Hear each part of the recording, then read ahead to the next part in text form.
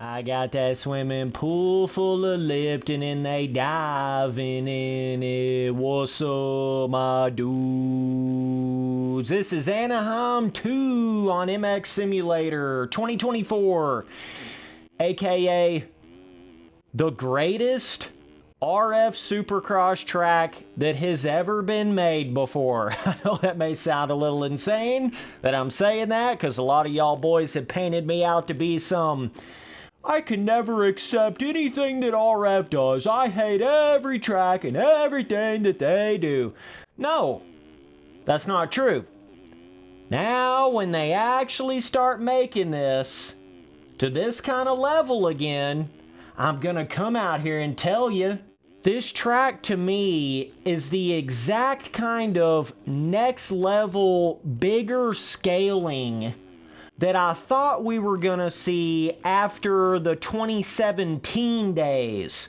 This is the kind of track scaling and difficulty and quad jumps and overall size of the track that I thought would have been that natural progression after the 2017 tracks.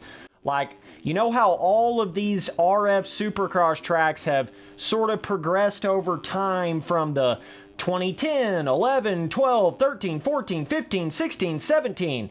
But then once RF shut down, and then it went to like EMF, and then they got a whole new group of guys getting into like 2019 and 2020, and it felt like they literally just started from the absolute ground up scratch again, you know?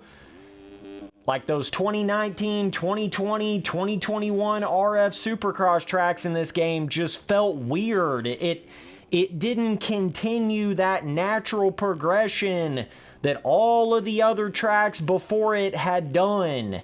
You see what I'm saying? Whereas now, it's like it took them all of that time from 2019 all the way to 2024 before you're actually starting to get back to that real track scaling and size and pro level difficulty and berm size. And there is actually one nice pre-made rut on this track. You know, finish line jump size, all of that stuff. This is what I was trying to talk about the whole entire time. Why were we not getting these kind of tracks? Why were we getting amateur sand tracks? Why? Why did we have to go through that for fucking 5 years in the game? I don't know. I will never know why we had to do that. But this is getting back to more of that what I know and love about MX Simulator tracks. This is getting back to that where everything's got that difficulty to it. Every single section on this track is challenging. It's got two big daddy fatty quads on it that are actually faster to hit, you know, like they should be. You go back to a lot of those 2019, 2020 kind of tracks in the game, and I'm telling you, it's all in how RF decides to make the scaling of the track. It really don't have anything to do with the track map or the, you know, a lot of y'all boys tried to blame those shitty tracks in 19, 20, and 21 on, well, RF's just making it around the track map, bro. They're just making it because it's a replica track. That's how it has to be. This track right here should be a perfect example to you that scaling is what actually changes all of that. Do you know what I mean? Scaling is the real difference maker. Like, you can have one track maker out there that looks at a track map and makes the scaling completely different than another track maker would make the same replica track off of the same track map. Do you see what I'm saying? That's what I was trying to say that whole time. But like, had this exact track map been back in the 2019 days when the new RF came back and was making tracks, I promise you right now, it would have had nowhere near this skill gap. The whoops would have been rolled off as shit. The berms would have been rolled off as shit. These quads, just either A, you wouldn't have even really been able to hit them, or B, they wouldn't have been faster to hit.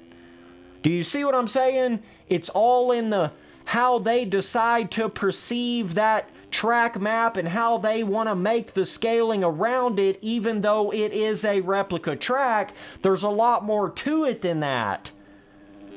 You see what I'm saying? There's way more to it than that. The feeling of the dirt, the traction of the dirt, all of that affects the skill gap. But yeah, this is the best RF Supercross track that has ever been made to me.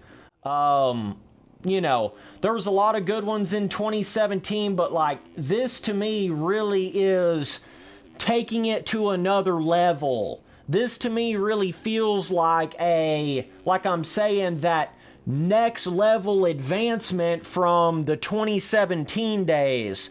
And it's not just like, oh, we have a road now, but the tracks are shitty. That's basically what the 19, 20, 21, all those kind of track, 2022 Oakland, you know, that's literally what that was. But this right here is like, regardless if you're even talking about the Erode system or terrain deformation or anything, the track is badass, bro. The scaling is badass, bro. You know how when you went from like the 2013 tracks to the 2014 tracks, it was like a whole nother level. You know how it was when you went from the 16s to the 17s, it was like a whole nother level. Well, this particular track right here is that exact same next step level from like the 2017 tracks. This is like a 2017, but just bigger and better. That's what it is, minus the pre-made, obviously. That's the, you know, that's kind of a whole nother argument there, but had it had a couple more pre-made ruts, a little bit more character on it, it would have been, you know, downright astonishing.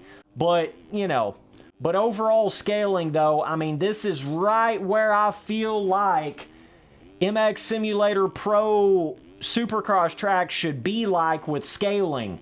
This should go to show you that one-to-one scaling is dog shit, because this track raced so much better. You actually have enough room on the track to maneuver around people that are messed up or down. You got room to work here, you know what I'm saying? You got 2 quads on the track, and both of the whoop sections are super skill gap, especially that second whoop section. But there's enough on the track where even if you get a horrific start, you can still catch all the way back up to a top 5. Easy, bro. Easy, bro. I literally did that in the second main event of this Triple Crown. I was like 22nd place on lap 2, caught all the way back up to a top 5.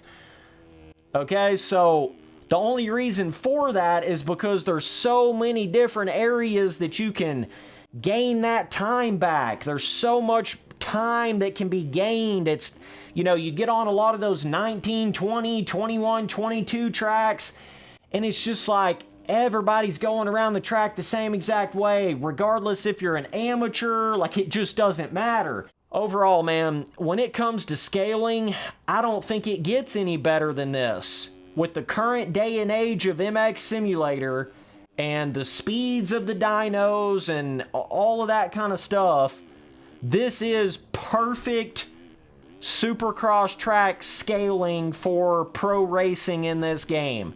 Gives you enough room to battle, gives you enough room to race. You know, you get on some of those super tight tracks and it's like you just can't even maneuver. Like, people wreck in a corner and there's nowhere to go. This track is not like that. This should just go to prove all that to you. All that I was saying, all them years.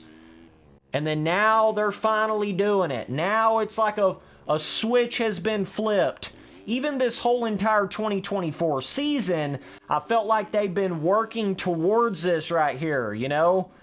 This is where you're supposed to be, man. This is where you was supposed to be back in 2018, 2019. Alright, I don't know what all that shit was. I don't know what all that, like it was y'all's first day making custom tracks in the game. I don't know what all that was. But this is what I was looking for the whole time. So, either way, if you want to go experience what a pro-level track on MX Simulator is, hop on this 2024 Anaheim 2. This is pro-level right here. So, all of you amateurs can go, you know, Shut up about all that you love all them other tracks. Yeah, because they were amateur tracks, bro. This is pro, bro. I don't want to hear y'all complaining like, oh, this is too hard. These quads are too big. That second set of whoops is too difficult. Oh, the scaling's too big. No, it's not. This track is fucking great. It is grand. Keep doing this right here, RF. Of all the tracks that's been made since 2017, literally, this is the best. This is the best.